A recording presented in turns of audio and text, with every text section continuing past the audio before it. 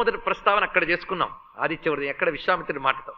తర్వాత అనేక చోట్ల అసలు అరణ్యకాండ చదువుతూ ఉంటే రాముడు సూర్యుడి పట్ల చూపించినటువంటి ఆ భక్తి అనేక చోట్ల కనబడుతుంది. ఒక చోట అంటాడు, కొండగోగు పూలమాల చేత్తో పట్టుకుని ఈ పర్వతాలు ఎక్కువ వెళ్ళి సూర్యుడి మెళ్ళో వేసి రావాలందయ్యా అంటాడండి రామచంద్రమూర్తి. ఆయనకు అంత ప్రీతో ఆ సూర్యమండలాన్ని చూస్తే. ఎందుకంటే మనకి మేలు చేసేవాడిని మనం చూసినప్పుడు ఎంత ప్రీతిభావం కలగాలండి. అందుకే ఆ స్వామిని చూసి ప్రీతిభావం కలగకపోతే ఇంకేంటండి. సూర్యుల్లో దేవుణ్ణి చూడలేనివాడు ఏనాటికి దేవుణ్ణి చూడలేడు అని ఒక మాట చెప్పాం. సూర్యుల్లో దైవాన్ని చూడటం అంటే ఎలాగా? మనల్ని కన్నతల్లి ఉన్నది. ఈ కన్నతల్లి మనకి అన్నం పెడుతుంది, ప్రేమ చూపిస్తుంది. మనపై ఆ తల్లికున్న ప్రేమ ఎంతటిది ఎవరూ చెప్పలేరు. మనకింత ప్రేమ చూపించి మనల్ని కని పెంచి కనిపెట్టుకుంటూ ఉన్నటువంటి ఆ తల్లి యొక్క ప్రేమని మనం మరణ పర్యంతం మరువరాదు. అంతే కదా. అయితే తల్లి అంటే ఎవరు చెప్పండి? తల్లి అంటే మాంసము, రక్తము, చర్మము ఇత్యాదులు కలిగినటువంటి ఒక శరీరము, ఒక స్త్రీ శరీరము అనడంలో అబద్ధమేమనుందా? సత్యమేది. కానీ అది సత్యమా? అమ్మంటే ఎవరండి? అమ్మంటే రక్తమాంసాలు కలిగిన ఒక స్త్రీ శరీరం అండి అని చెప్పగలరు ఎవడైనా? ఒక పిల్లాడికి పిచ్చి పట్టిందిటండి. ఇది కొంచెం ఆలోచించండి ఎంత బాగుంటుందో. పిల్లాడికి పిచ్చి పెట్టింది, అమ్మని పోల్చుకోలేకపోతున్నాడు. అమ్మ ప్రేమగా అన్నం పెడుతూ ఉన్నా ఏదో ఒక మనిషి వస్తుంది అన్నం పెడుతున్నాడు, కానీ వాడు అమ్మ అని తెలియలేదు. అమ్మని తెలియకపోయేటప్పటికల్లా తనపై ఇంత ప్రేమ చూస్తున్న అమ్మను గుర్తించలేకపోతున్నాడు. అమ్మ వల్ల అమ్మపై తాను ప్రకటించవలసిన భక్తిని ప్రకటించలేకపోతున్నాడు. ఎందుకంటే పిచ్చితనం వల్ల. ఆ పిచ్చితనం ఉన్నవాడికి ఎవడో ఒక వైద్యుడు వచ్చి ఆ పిచ్చి కుదిర్చి, నిన్ను కన్నది అమ్మరా, నిన్ను పెంచిందమ్మ, నిన్ను పోషించింది అమ్మ, లేకపోతే నువ్వు లేవురా అంటే పిచ్చి పోయిన తర్వాత అమ్మ ప్రేమను గుర్తించి ఆ పాదాల మీద నమస్కారం చేసేట. అలాగే మనందరం కూడా సూర్య భగవానుణ్ణి కేవలం మండుచున్న అగ్నిగోళము అని చూడడం ఎలాంటిది అంటే, అమ్మని రక్తమాంసాలతో ఉన్న ఒక స్త్రీ శరీరం అని చూడడం ఎంత పాపమో, సూర్యుడిని ఒక అగ్నిగోళమని చూడడం అంతే పాపం.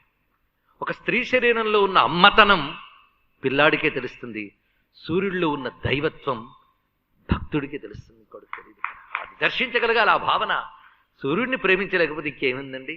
అందుకు ఆ దేవతా స్వరూపం, ప్రేమ స్వరూపం.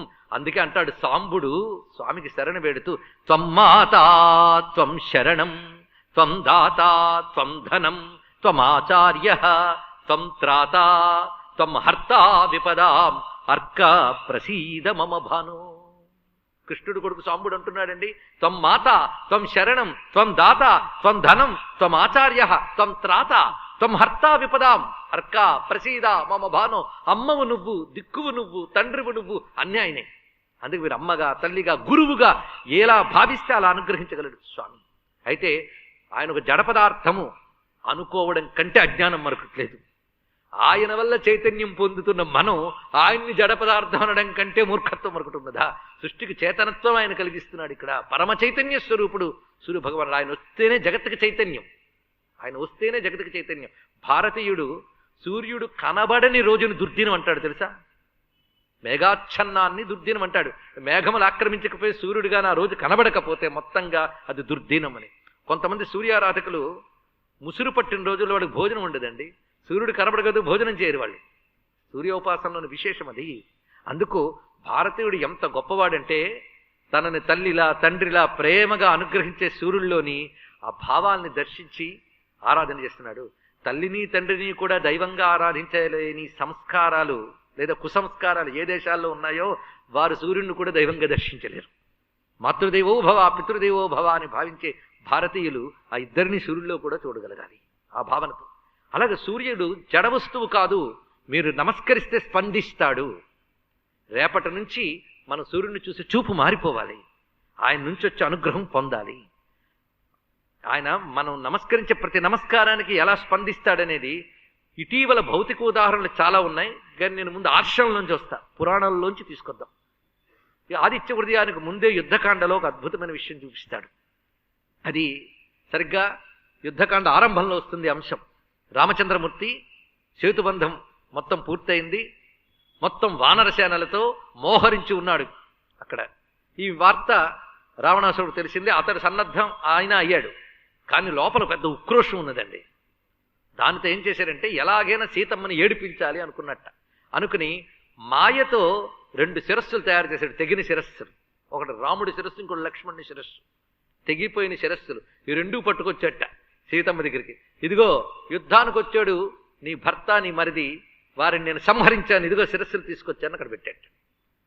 పెట్టగానే సీతమ్మ ఎంత దుఃఖితురాలైందో, తెగిన భర్త శిరస్సును చూడడం అనేది ఎంత దుఃఖమైన అంశమో ఊహించుకోండి. ఇక్కడ మనస్సంతా వేదనాభరితమై మూర్ఛపోయింది ఆ తల్లి.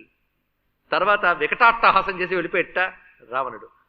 అప్పుడు విభీషణుడు కుమార్తె వచ్చి చెప్తుంది, అది మాయా శిరస్సులమ్మ, నిజమైన శిరస్సులు కావు, నువ్వు ఊరడిల్లు అని చెప్తుంది. ఆ శిరస్సులు కూడా మాయమైపోతాయి. కానీ ఆ తల్లికి మనస్సులో మాయ కావచ్చు కానీ తెగిన ఆ శిరస్సును చూసిన దృశ్యం ఉండిపోయి తీవ్రమైన వేదన, ఆందోళన, భయము కలుగుతాయండి. ఏడుపు ఆగదు, దుఃఖంతో వివశురాలైపోతుంది. దీన్నే మన డిప్రెషన్, ఏ మాటలు చెప్పండి, ఇక్కడ మొత్తానికి అంత తీవ్రమైన ఆందోళన స్థితికి వెళ్ళిపోతుందట. ఆ సమయంలో మానసికంగా ఒక్కసారి కనులు మూసుకుని ఏకాగ్రంగా భావన చేస్తూ ఉంటే లోపల నుంచి ఒక ప్రేరణ వస్తుందట. ఏమిటంటే దివాకరుని శరణు వేడు, ఇది ప్రేరణ వస్తుందండి. సాధారణంగా పద్యాలు చదువుతూ వెళ్ళిపోతుండగానే పట్టుకుంటే అక్కడ కనబడుతుంది ఆదిత్యవర్ది.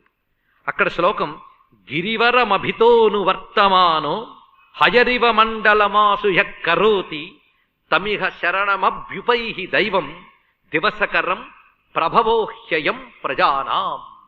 మొత్తానికి వాల్మీకి ఆదిత్యుడంటే ఉన్నటువంటి ఆ బ్రహ్మనిష్ట ఏమిటనేది ఇక్కడ మనకు తెలుస్తున్నది. ఇక్కడ తమిహ శరణమభ్యుపై దైవం, ఇహ ఇక్కడ మనం శరణ వేడవలసినటువంటి దైవం అతడు దివసకరుడు, పగటిని కలిగించే దివాకరుడు. ఇదొక పేరండి ఆయన గురించి.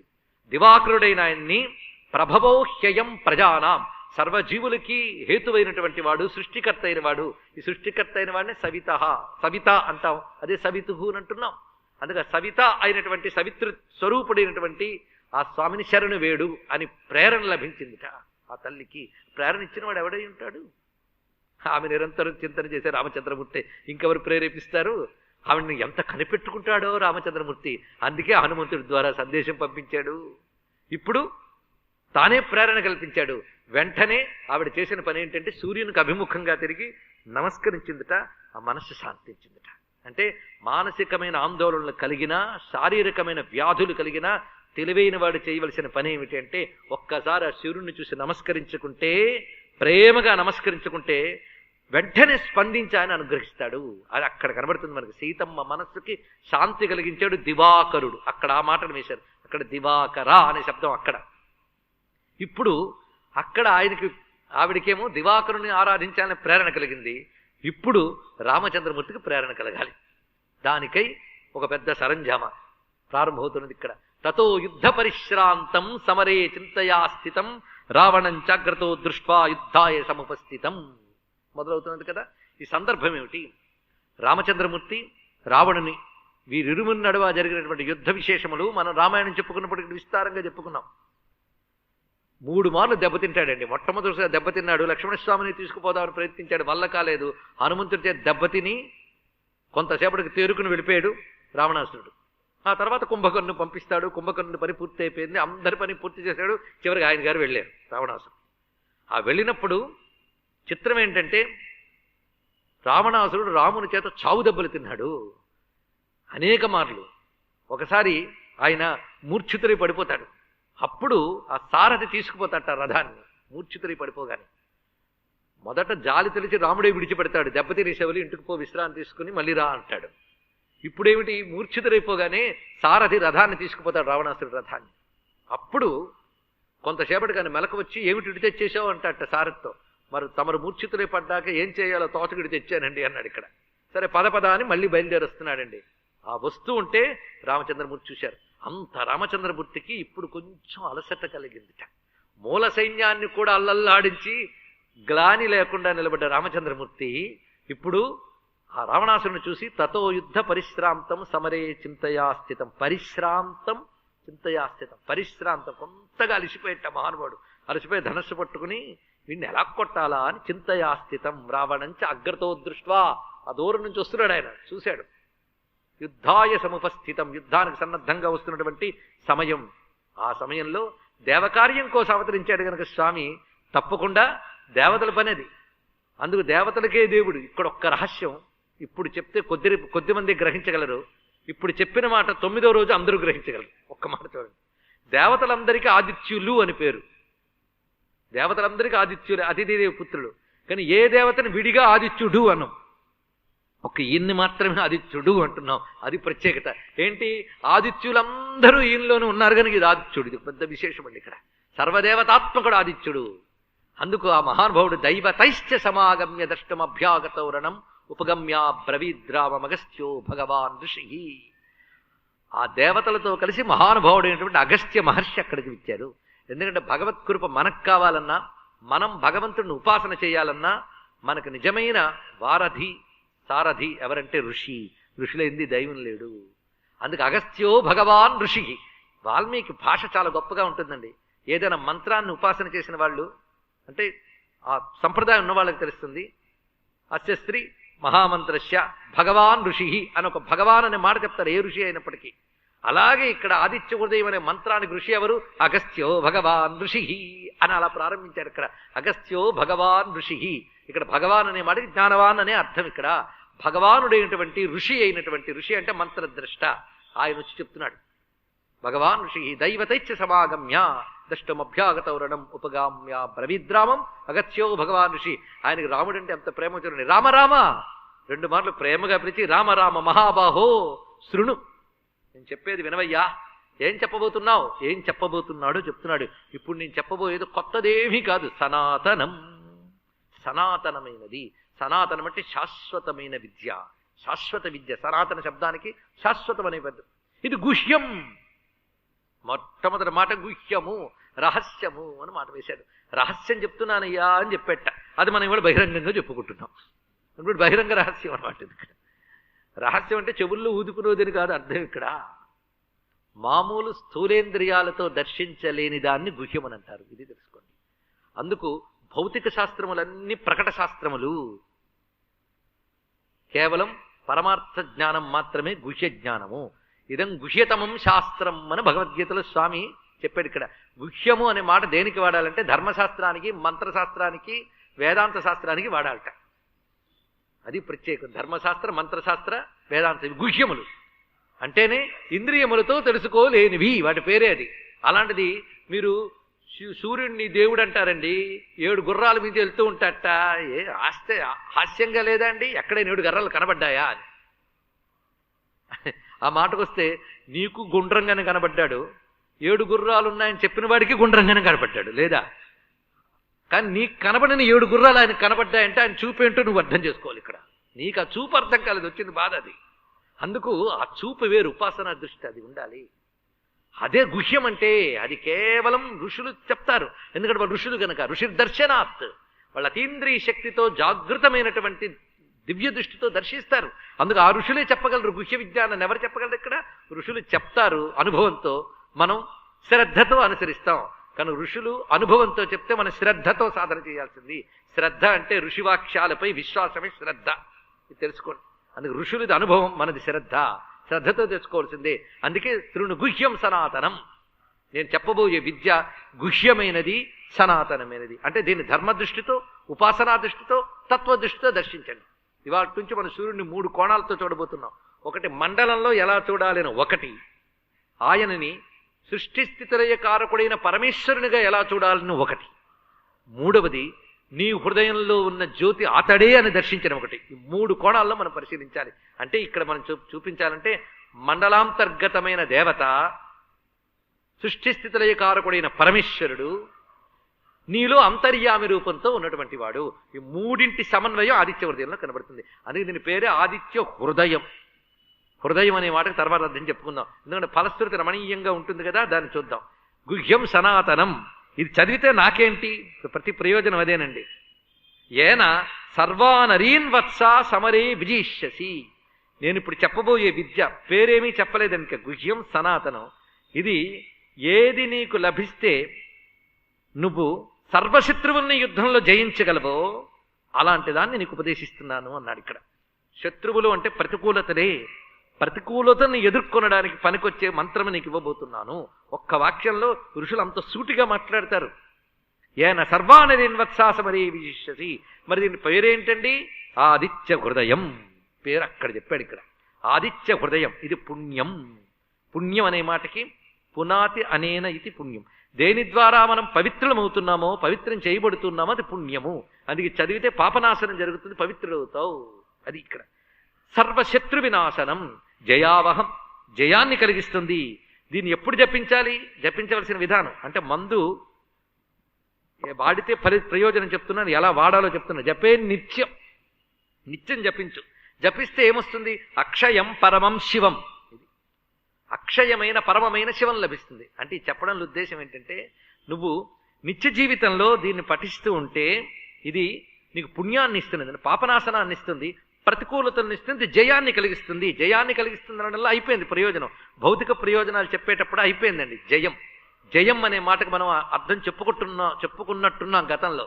జయం అనే మాటకు అర్థం ఏంటంటే ధర్మ అర్థ కామ మోక్షాలు, ఈ 4 సాధిస్తే దానికి జయం అని పేరు. అందులో ఏ కొద్దిపాటే సాధిస్తే పూర్తి సక్సెస్ కాదుట. అందుకే నేను సక్సెస్ఫుల్ అండి అంటాడు ఒకడు. ఏమిటి సక్సెస్?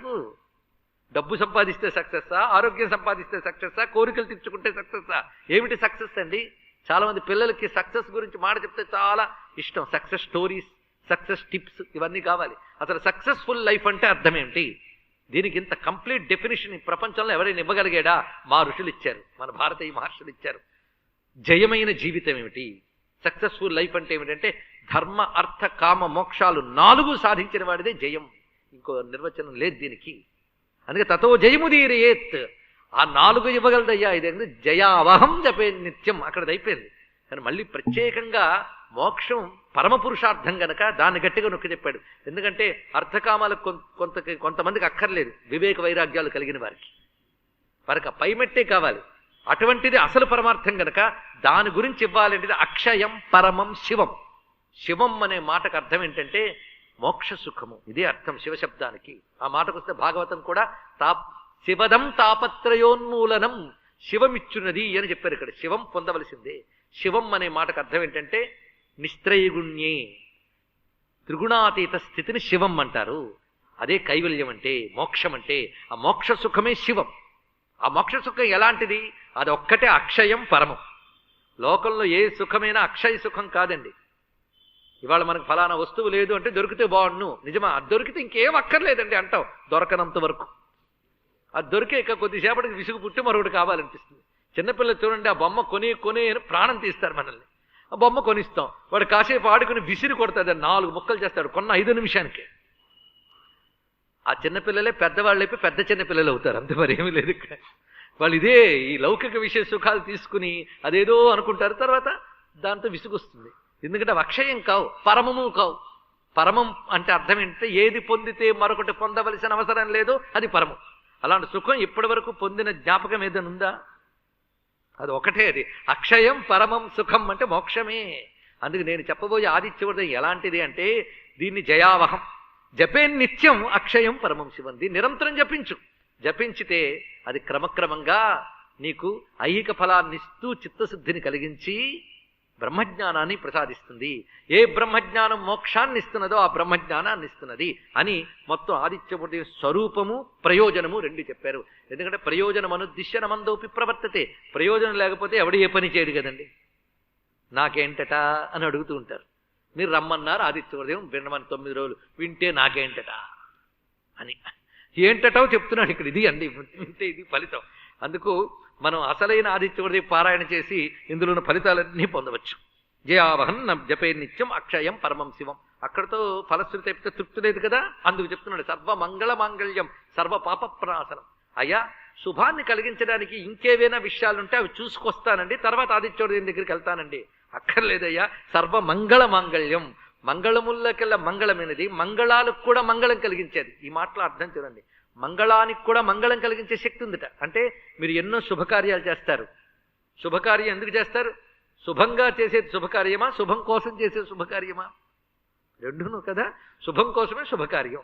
నువ్వు శుభకార్యం నిజమైన శుభం ఇవ్వాలి అంటే ఆదిత్యవర్ధం వల్ల తప్పకుండా జరుగుతుంది. అదే సర్వమంగళ మాంగళ్యం సర్వ పాప ప్రనాశనం. అది చాలా ముఖ్యమైన ఉద్దేశం అండి. కానీ చాలా మందికి ఇది పెద్ద రుచించదు. జయావహం, సర్వశత్రు వినాశనం ఇవి రుచించినట్లుగా సర్వపాప ప్రణాశనం అనేది ఎవరికి రుచిస్తుందో తెలుసా? సత్వగుణం ఎవరికి బాగా ఉంటుందో వాళ్ళకి రుచిస్తుంది. లేకపోతే వెంటనే హాయిని ఆవలింత వస్తుంది. పాపనాశనం కావాలండి. పాపనాశనం అన్నిటికంటే గొప్పది. అందుకే సాత్విక ప్రయోజనం ఏంటంటే సమస్త దురితక్షయార్థం. అది చేయగలిగే శక్తి ఆదిత్యవర్ధానికి ఉంది. సర్వ పాప ప్రణాశనం. అంతేకాదు మనిషికి ప్రతివాడికి చింతా శోక ప్రశమనం అదొకటి ఉందండి. చింతా శోకం. లోపల ఏడిస్తే చింత, బయటకు ఏడిస్తే శోకం. ఇది చెప్పుకుంటే బాగానే ఉంటుంది. 2 రకాలు ఉంటాయి. చెప్పుకోలేని ఏడుపు లోపల ఉంటాయి. అంటే చింతకి శోకానికి తేడా ఏంటంటే, ఒక సంఘటన జరిగినప్పుడు భోరుమని ఏడించి తర్వాత మళ్ళీ మామూలు రొటీన్లో పడిపోతాం, అది శోకం. అదే తలంచుకు దుఃఖపడుతూ ఉంటే అది చింత. అంతే, ఇంకేం లేదు. ప్రస్తుతానికి అదే అర్థం. చింతా శోక ప్రశమనం 2 చేయగలుగుతాయి. ఇంకేం కావాలండి? ఏడుపు పోగొట్టే మంత్రం కంటే గొప్పది ఇంకేటి ఉంటుంది? చింతా శోక ప్రశమనం. అంతేకాదు ఆయుర్వర్ధనం, గొప్ప మాట. ఆయుష్ని పెంచుతుంది. సూర్యారాధన ఎప్పుడైనా ఆయుష్ని పెంచుతుంది. ఉజ్జంతమస్తంయంతమాదిత్యం అవిద్యాయన్ కుర్వన్ బ్రాహ్మణో విద్వాన్ సకలం భద్రమస్నుతే అని చెప్తున్నారా లేదా? అంతేకాదు ద్రవిణం బ్రహ్మవర్చసం ఆయు పృథివ్యాం ద్రవిణం బ్రహ్మవర్చసం మహ్యం దత్వా ప్రయాతం బ్రహ్మలోకం. ఎంత అద్భుతమైన మాట అండి. ఆ సూర్యభగవాన్ని ఆరాధిస్తే వచ్చేదేంటో చూడండి. ద్రవిణం ఆయు పృథివ్యాం ద్రవిణం బ్రహ్మవర్చసం. భూమిలో మనకి ఉన్నంతకాలం దీర్ఘాయువుతో ఉంటామంట. అంతేకాదు ద్రవిణం సంపద ఉంటుంది. ఇంకేం కావాలి? పైగా జ్ఞానం వల్ల వచ్చే తేజస్సు ఉంటుంది, అది బ్రహ్మవర్చసం. ఈ 3 ఈ సూర్య భగవానుడు ఇస్తాడు అని చెప్పారు. ఇంకేం కావాలండి? అందుకే పిల్లలు ఆయుష్ వృద్ధి చెందాలన్నా, వాళ్ళు బాగుండాలన్నా వాళ్ళకి సూర్యుడి కంటే ముందు నిద్ర లేపి ఆయనకు నమస్కారం పెట్టడం అనే ఒక మంచి అలవాటు చేయించండి చాలు. ఒక్కటే ఆయన తప్పకుండా మీరు చేసే చిన్నపాటి నమస్కారాన్ని కూడా గమనిస్తాడు. గమనించడా? ఆయన స్పందించేటట్టు ఎవరు స్పందించరు. రమణ మహర్షుల జీవితంలోనూ ఇటీవల కాలంలో మరి ఏంటో ఈ భారతీయులు ఎప్పుడు సూర్యుని పూజిస్తారు పరీక్షిద్దామని ఒక బ్రిటిషర్ పరిశోధించి సూర్య నమస్కారం కూడా శక్తిని చెప్పాడు. అవి నేను తర్వాత ఎలాగో చెప్తాను. మొదటి రోజు అన్నీ అయితే బాగోదు, చాలా ఉన్నాయి. కానీ భారతంలో ఒక అద్భుతమైన అంశం ఒకటి ఉంటుంది. భారతంలో అనేక చోట్ల ఉంటాయి. ఒక అంశం ఏంటి అంటే విరాట పర్వంలో వస్తుంది. ఇది వీళ్ళు అజ్ఞాతవాసం చేస్తూ ఉంటారు కదా, ప్రచ్ఛన్న రూపాలతో ఉంటూ ఉంటారు. అమ్మ ద్రౌపదీదేవి, ఆ తల్లి సైరంధ్రిగా ఉంటుంది విరాటరాజు కొలువులో. అక్కడ విరాటరాజు కొలువులో విరాటుని భార్య పేరేమిటి?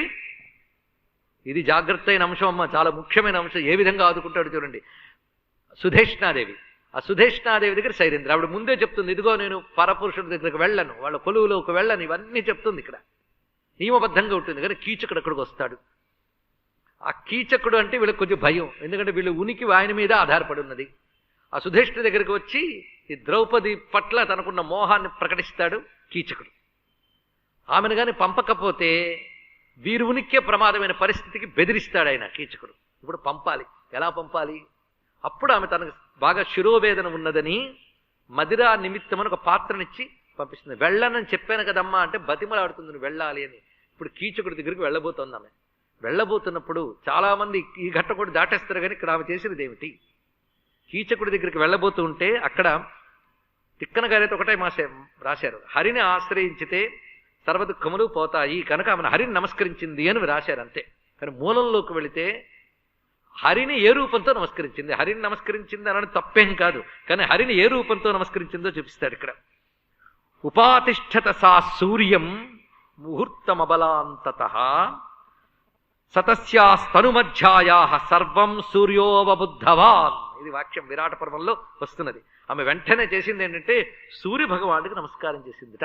అంటే ఆయన తిక్కన గారు చెప్పిన హరిని శరణి వేడడం నిజమా, సూర్యుని నమస్కారం చేసిన మాట నిజమా అంటే హరిని సూర్య రూపంతో ఆశ్రయించింది అనేది నిజం. ఇది తెలుసుకోవాలి. అందుకు వెంటనే ఆవిడ చేసిన పని ఏంటంటే సూర్యుడిని నమస్కారం చేసి బయలుదేరించండి. బయలుదేరిన ఆమె ఏదో ఒక ధైర్యం ఆవిడకి వచ్చింది. తిన్నగా వెళ్ళినప్పుడు కీచకుడి దగ్గర విషయం చెప్పి వస్తుంటే చెయ్యి పట్టుకునే ప్రయత్నం చేసేట. పైగా మహాబలిష్ఠుడు. ఎంత బలిష్ఠుడు తెలుసు కదా, భీముడు తప్ప ఏ ఒక్కరూ కొట్టలేనంత బలిష్ఠుడు వాడు. అబలైన ద్రౌపది ఏం చేయగలదండి? కానీ చెయ్యి వేయబోతే విదిలించి కొడుతుందిటండి.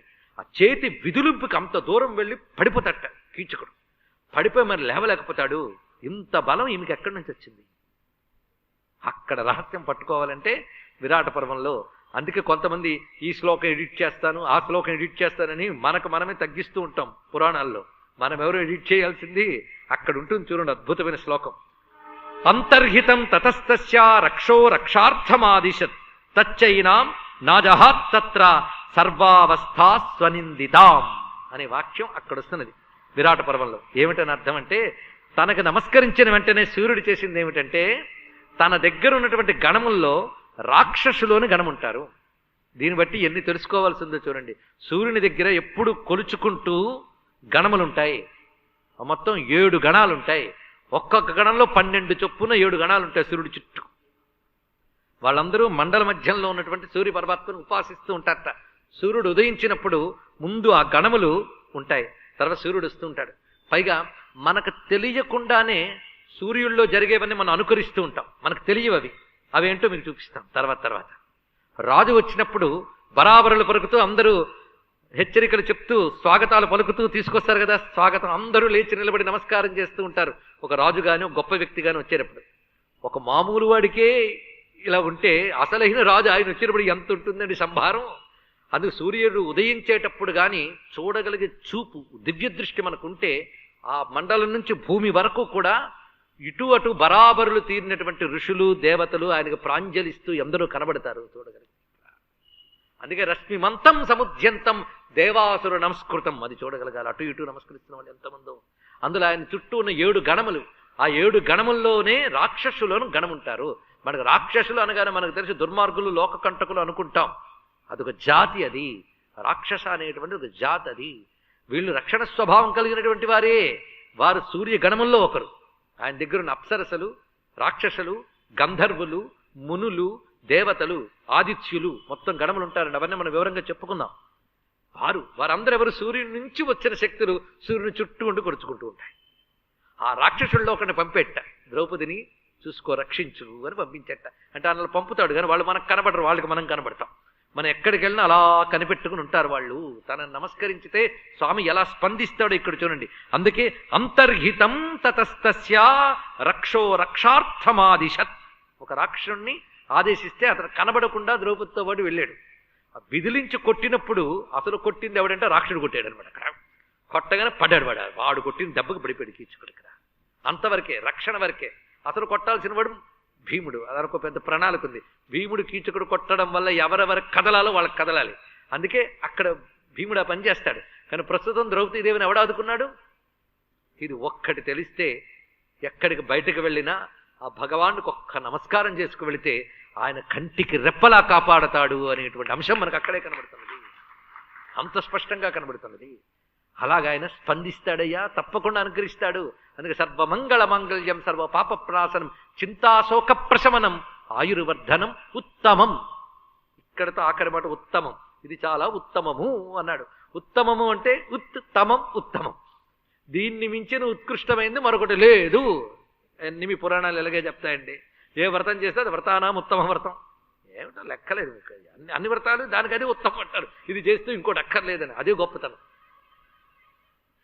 ఏది చేసినా ఇంకోటి అక్కర్లేదు అన్నట్టు చేయవచ్చు అనమాట. అది దానికి దేనికదే పరిపూర్ణము. ఇది తెలుసుకోవాల్సింది. అంత పరిపూర్ణమైన దాన్ని మనకి ఇచ్చారు పెద్దవాళ్ళు. ఆలోచించడం చేత కావట్లే మనకి. ఇదే ఉత్తమం అని పట్టుకో అని అనగానే ఆ దృష్టితో ఎలా చూడాలి? ఉత్తమం అని ప్రారంభిస్తున్నాడు ఇక్కడి నుంచి. రశ్మిమంతం సముద్యంతం దేవాసుర నమస్కృతం. అసలు ఉపోద్ఘాతంలో మనం ప్రధానంగా ఎన్ని విషయములు వచ్చాయో ఒక్కసారి మననం చేసుకుంటే, స్వామిని ఆరాధించి ప్రత్యక్షంగా ప్రయోజనం పొందినటువంటి సీతమ్మ యొక్క వృత్తాంతము, ద్రౌపదీదేవి యొక్క వృత్తాంతము, ఇక రామచంద్రమూర్తి విషయం అలాగూ చెప్పుకోబోతున్నాం.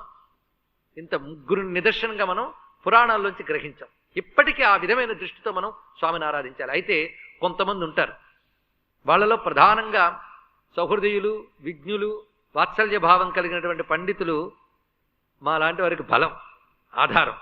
అలాంటి వారు ఒక పితృవత్ గురువత్ ఆశీర్వదిస్తూ ఉంటారు. వాళ్ళు ఇచ్చిన ప్రోత్సాహంతోనే ఆ పలుకుల తల్లి అనుగ్రహిస్తూ ఉంటుంది. అలాంటి వారు మాకు బ్రహ్మశ్రీ శలాక రఘునాథ శర్మ గారు ఈరోజు మాకు ఆశీరక్షతలు ఇచ్చారు. వారికి నాపై ఉన్న వాత్సల్యం, అసలు రాజమహేంద్రులు అనేక మంది పండితులకు నాపై ఉన్న వాత్సల్యానికి నేను కృతజ్ఞుణ్ణి. అయితే ఇక్కడ మరికొందరు ఉంటూ ఉంటారు. వాళ్ళు ఏదైనా ప్రారంభించుతూ ఉంటే రాత్రిపూట ఆదిత్యోదయం చెప్పడం ఏంటండి మరి విడ్డూరంగా అని ఎవడో అంటాడు మీ దగ్గర. ఇప్పుడు కాకపోతే రేపేనంటారు నాకు తెలుసు. వాళ్ళకి అదొక సంతోషం, అదేం చేస్తాం. కానీ ఏష సుప్తేషు జాగ్రత్త భూతేషు పరినిష్ఠిత, వాడి గురించి చెప్తున్నా మనం. నువ్వు పడుకున్నా నీలో ఉంటాడో వాడి గురించే చెప్తున్నా ఆదిత్యోదయంలో అన్నాడు. ఎవరండి ఆదిత్యోదయంలో చెప్పబడేవాడు? ఏష సుప్తేషు, నువ్వు పడుకున్నా మెలకువగా ఉన్నా ఎవడైతే సర్వభూతములు ఎంత ఉంటాడో ఆ ఆదిత్యుడే చెప్పబడుతున్నాడు ఆదిత్యోదయంలో. ఇప్పుడు ఏ ఆదిత్యుడు? సూర్యమండలం ఉన్నవాడా, నీలో ఉన్నవాడా? అది తెలుసుకోబోతున్నా అనమాట ఇక్కడ రహస్యం. ఏమిటి ఇందులో చెప్పబడుతున్న అద్భుతమైన భావన. ఒక్కొక్కసారి ఆదిత్య హృదయాన్ని ధ్యానం చేస్తూ ఉంటే గ్రంథాలు భాష్యాలు కాదండి. మా గురువుగారు సద్గురు శివానందమూర్తి గారు ఒక మాట చెప్తారు, సందేహం కలిగినప్పుడు వాడిని వీడిని తల తిరక్కర్లేదు, కానీ పెద్దవాళ్ళ వల్ల కొన్ని తెలిస్తే ప్రేరణ వల్ల. కానీ నీకు నువ్వు భగవంతుని శరణు వేడి కాసేపు మౌనంగా కూర్చో, ఆయనే చెప్తాడు అర్థం అని చెప్తాడు. అద్భుతం. అలాగా ఆదిత్య హృదయాన్ని శరణు వేడి ఒక్కొక్కటి భావన చేస్తే అందులో ఉన్న అద్భుతం ఆయనే చూపిస్తాడు. ఆ చూపించిన అద్భుతాలే ఈ రోజు నుంచి మనం చూడగలుగుతాం. ఇంకేమీ లేదు, ఆయన చూపిస్తాడు, ఇక్కడిది ఉంది అక్కడది ఉంది. అలా చూస్తూ ఉంటే ఆదిత్య హృదయం వింటే పులకించి నృత్యం చేయాలనిపిస్తుంది. అంత అద్భుతమైన జ్ఞానం. అగస్త్యుడు ఎంత గొప్పవాడో తెలుస్తుంది. కానీ ఏవో 4 మాటలు ఒక దగ్గర పెట్టేసి ఇది స్తోత్రం అని చెప్పి చేసుకోండి అని చెప్పేది కాదనమాట ఆదిత్య హృదయం. అందులో క్రమం ఉంది, ఒక పద్ధతి ఉన్నది. అదంతా చూస్తే క్రమంగా ఎక్కడికి తీసుకుపోతుంది? ఏష సుప్తేషు జాగ్రత్త భూతేషు పరినిష్ఠిత అన్న వాడి దగ్గరికి తీసుకుపోతుంది. ఏమిటా క్రమం, ఏమిటా పద్ధతి?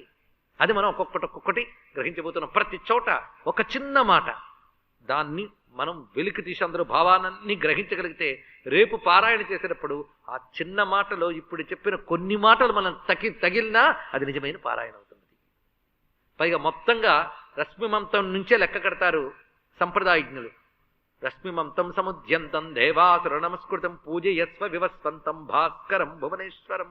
ఆయన్ని పూజించాలి, పూజించు అని రాముడికి ప్రేరణ కలిగించారు. ఎవరిని? ఆ రశ్మివంతుని సముద్యంతుని నువ్వు ఆరాధించాలి. ఇక్కడ పూజించుని ప్రేరణ వాక్యం. సర్వదేవాత్మకో యేష నుంచి ఆయన ఎవడో స్వరూపం ఏమిటో అక్కడి నుంచి చెప్తూ ఉంటాడు. ఇక్కడ ముందు ప్రేరణ వాక్యం, తర్వాత ఆయన స్వరూపం చెప్పడం. కానీ ప్రారంభం మాత్రం రశ్మిమంతం, రశ్మిమాన్ అనేటువంటి మాట నుంచే రశ్మిమతే నమః అని.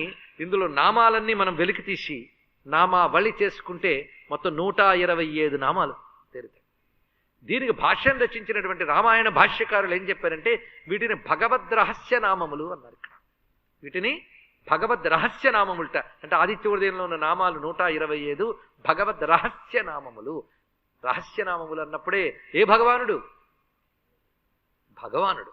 సృష్టి స్థితిలయకారకుడైన ఏక పరమేశ్వరుడు ఎవడు బ్రహ్మగా, విష్ణువుగా, శివునిగా, స్కందుడిగా, గణపతిగా, ఇంద్రుడిగా, యముడుగా, దిక్పాలకులుగా ఆరాధింపబడుతున్నారో ఆ పరమాత్మ ఏకం అద్వితీయం బ్రహ్మ.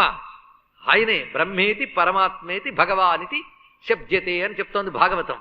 బ్రహ్మము, పరమాత్మ, భగవాన్ ఈ 3 శబ్దములు ఒకరవే అని. అందుకు భగవద్ రహస్య నామములు అంటే ఆ భగవాన్ని చెప్తున్నాయి 125 నామములు. ఆ భగవాన్ ఎవరు? నీకు సూర్యమండలము ద్వారా అనుగ్రహిస్తున్నాడు. కనుక భగవానుడు అంటే సూర్యమండలానికి మాత్రమే పరిమితమైన వాడు కాదు, సర్వ విశ్వవ్యాపకుడు, సృష్టిలయ కారకుడు. కానీ ఆ భగవానుడు మనకు సూర్యమండలం ద్వారానే దొరుకుతున్నాడు అని చెప్తుంది. ఇది తెలియక కొంతమంది మూర్ఖులని చెప్పడానికి నాకే అభ్యంతరం లేదు. మూర్ఖులు ఏమంటారంటే మీ హిందూ మతంలో సూర్యుడిని పూజిస్తారు, చంద్రుడిని పూజిస్తారు అని. అదే మా గొప్పతనం అని మనం చెప్పాలి. సూర్యుడే దేవుడు అనలేదు, సూర్యుడిలో దేవుణ్ణి దర్శిస్తున్నాం మనం ఇక్కడ. ఇది గ్రహించవలసిన పరమమైనటువంటి అంశం. అందుకు ఆదిత్య మండలంలో ఆ భగవాన్ని యొక్క తత్వాన్ని ఎలా చూడాలి అని మొత్తం 125 నామములు. నామములు ఇవ్వడంలో ఒక ఉద్దేశం ఉందండి. ఏ సహస్రనామాలకైనా దానికి ఇది ఉద్దేశం. విష్ణు సహస్రం ఎందుకు చదువుతున్నాం? చదివితే ఏదో వస్తుందని, మంచిదే.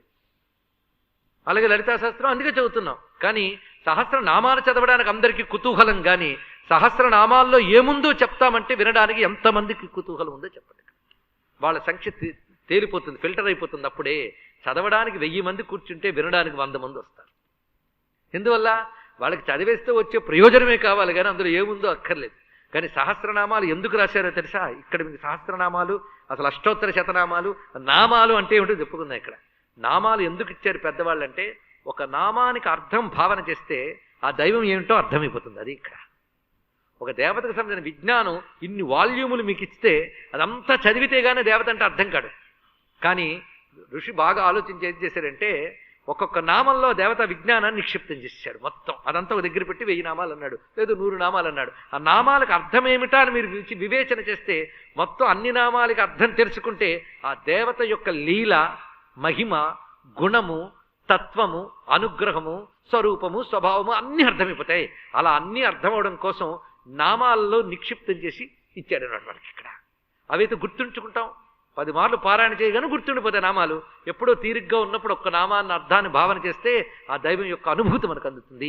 కనుక దేవతా సంబంధమైన విజ్ఞానము, అనుభూతి అందించడం కోసమే నామ విద్య అనే ఒక అద్భుతమైన ప్రక్రియ హైందవ సంస్కృతిలో ఉన్నది. ఇది నామ విద్య యొక్క ప్రయోజనం.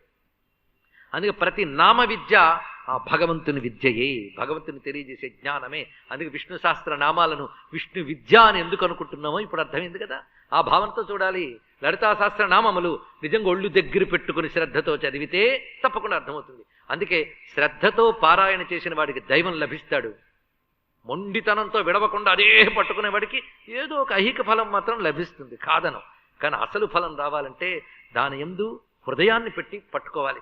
అలా 125 నామాలని మనం పరిశీలించబోతున్నాం. అయితే ఈరోజు మనం అగస్త్యుల వారు ఉపదేశించారంత ఉపోద్ఘాతమే స్వీకరించాం. కానీ ఈరోజు నిజానికి 125 నామాలు మనం ఇక్కడ ఈ దక్షిణామూర్తి సమక్షంలో మనందరం కూడా అగస్త్యుల వారిని స్మరణ చేసుకుని గ్రహించామని ఇంకా పారాయణలో దిగాల్సిందే. 125 నామాలు చదివే ముందు రహస్య నామాలకు మూలమంత్రం ఒకటి ఉంది ఇందులో. ఎందుకంటే ద్రష్టలైన మహాత్ముని చెప్పిన వ్యాఖ్యానాలను అనుసరించి మనం చెప్తున్నాం. ఆదిత్య హృదయానికి మూలమంత్రం ఒకటి ఉందిట. సాధారణంగా ఉపాసనా ప్రక్రియలో మూలమంత్రం చదివి తర్వాత ఈ సహస్రనామో ఏదో చేయాలి, మూలమంత్రం జపం చేసి. ఆదిత్యం హృదయానికి మూలమంత్రం ఏమిటి అంటే శ్రీ భగవతే హిరణ్యగర్భాయ నమః. ఇది శ్రీ భగవతే హిరణ్యగర్భాయ నమః. హిరణ్యగర్భశిశిరస్తపనో హస్కరో రవి అక్కడ వస్తుంది. హిరణ్యగర్భ అనేది మూలమంత్రంగా ద్రష్టలు చెప్పారు మహాత్ములు. అందుకే అది వాటి ప్రమాణంగా మనం ఇక్కడ తీసుకున్నాం. ఎందుకు వాళ్ళు హిరణ్యగర్భుడిని మూలమంత్రంగా చెప్పారనేది ఆ నామం వచ్చినప్పుడు చూద్దాం. ప్రస్తుతం మొత్తానికి 125 నామాలతో ఉన్న ఆదిత్య హృదయాన్ని మాలామంత్రం అని అంటారు. ఇది మాలామంత్రం. ఇది ఎంత అద్భుతంగా కూర్చారంటే ఒక్క శబ్దంలో ఎంత శక్తి నిక్షిప్తం చేశాడో రేపటి నుంచి చెప్పుకోబోతున్నాం.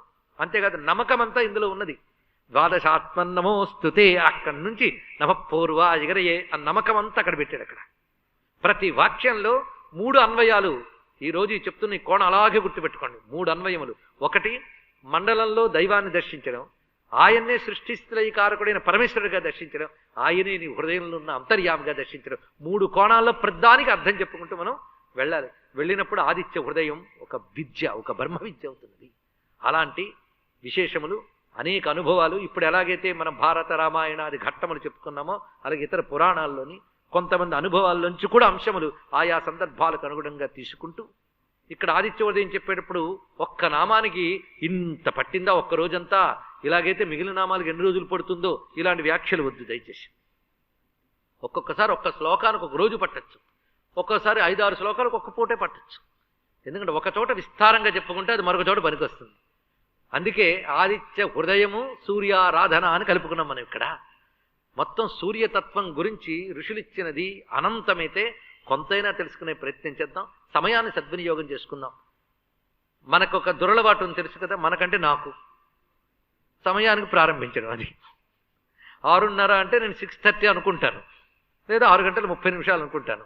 కానీ ఈరోజు పాపం 7:15 దాటినా వస్తూనే ఉన్నారు జనం. మొదటి రోజు అలాగే ఉంటుందని మాకు తెలిసినండి మీరు అన్నారేమో నాకు తెలియదు. ఎందుకంటే లాంఛనప్రాయంగా మనం పెద్దల ఆశీస్సులతో ప్రారంభించాలి. పద్ధతిగా చక్కగా జరిగింది. అలాంటి మహాత్ముల యొక్క చలువ దీవెనలు మనకు లభిస్తే, వాళ్ళ వశ్యవాక్కు ఉన్నటువంటి వాళ్ళు సత్యవచస్కులు, వారి యొక్క ఆశీర్వచనం మనకు లభించింది.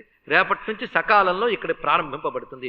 ప్రత్యక్షరం కూడాను ఆ భగవాన్ యొక్క సాక్షాత్కారమే. అది అందుకునే యోగం ఉన్న వాళ్ళందరం ఆ సమయానికి కూర్చున్నాం. ఇక్కడ 6 గంటలకు ఇక్కడ విష్ణు శాస్త్రం అంతా ప్రారంభమవుతుంది. విష్ణు శాస్త్రం అంతా ఆదిత్య హృదయమే. నేను బాలే చెప్తాడండి, మీరు అనద్దు, నేను అన్న కాదు. రవిర్విరోచన సూర్య అనేక ఆదిత్య సవితాసూర్యని ఇక్కడ చెప్తే స్వయంభూ శంభు. విష్ణు శాస్త్రం, శివశాస్త్రం, శక్తి అన్ని ఆదిత్యుడివే. దీనికి ప్రమాణము వేదములో చెప్పినవన్నీ విశేషములు మనకు చెప్తుంటాయి. అందుకే సర్వదేవతా స్వరూపుడుగా ఆదిత్యుడిని మనం దర్శించబోతూ ఉన్నాం రేపటి నుంచి. అందుకే సూర్యోదయం మనకి ఇక్కడ రాత్రిపూట 6:30కి. అంటే అక్కడ ఉదయం ఆదిత్యోదయం, సాయంత్రం ఆదిత్య హృదయోదయం. హృదయం అంటేనే రహస్యం కనబడినది. అందుకే మనం పారాయణ చేసుకోబోతున్నాం. మొత్తం 9 రోజులు. ఇవాళ ఉపోద్ఘాతం, ఋషి వచ్చేసాడు. ఇవాళ నుంచే ప్రారంభం. నవత్వం, పూర్ణత్వం. నిజంగా 9 రోజులు శ్రద్ధగా వినడం ఎలాంటి పారాయణ ఫలాన్ని ఇస్తుంది అనేది విన్నవారికి అనుభవానికి వస్తుంది. అంతకు మించి నేను చెప్పనక్కర్లేదు. ఎవరి అనుభవం వారికి ప్రమాణం. ఆదిత్య హృదయం గురించి పలు దినాలు పలు చోట్ల చెప్పే భాగ్యం నాకు కల్పించాడు ఆదిత్య భగవానుడు. స్వయంగాను విన్నవారు అనుభవించినటువంటి విషయములు ఇవి. కేవలం ఆయన ముందు ప్రేమతో ఆయనకి దండం పెడితే ఏమీ తెలియని నాకు ఆయన తెలియజేసిన విషయములు మీకు తెలియజేస్తున్నాను తప్ప ఆయన గురించి తెలుసుకునే ఉపజ్ఞ కానీ పాండిత్యం కానీ నాకు లేవు. కేవలం భక్తితో నమస్కరించినప్పుడు స్ఫురించిన ఉపనిషద్వాక్యములు వేదవాక్యములు పెద్దల నుంచి నేర్చుకుని ఈ బుద్ధి ఎంత అందుకోగలిగిందో అదంతా కూడా అందించే ప్రయత్నం రేపటి నుండి చూద్దాం. ఎంత అనంతమైన విస్తారమైన విషయం ఉందో అందుకు చెప్పే నాతో పాటు మీరు కూడా శ్రద్ధాభక్తులు ఈ రెండో కోరుకునేది ఇంకేమున్నది. వాటితో రేపు నుంచి ఉపవిష్టులమై మనం ఆదిత్య హృదయాన్ని గ్రహించి సూర్యభగవాను యొక్క అనుగ్రహానికి పాత్రులమవుదాం. సర్వం శ్రీ ఆదిత్య దేవతార్పణమస్తు.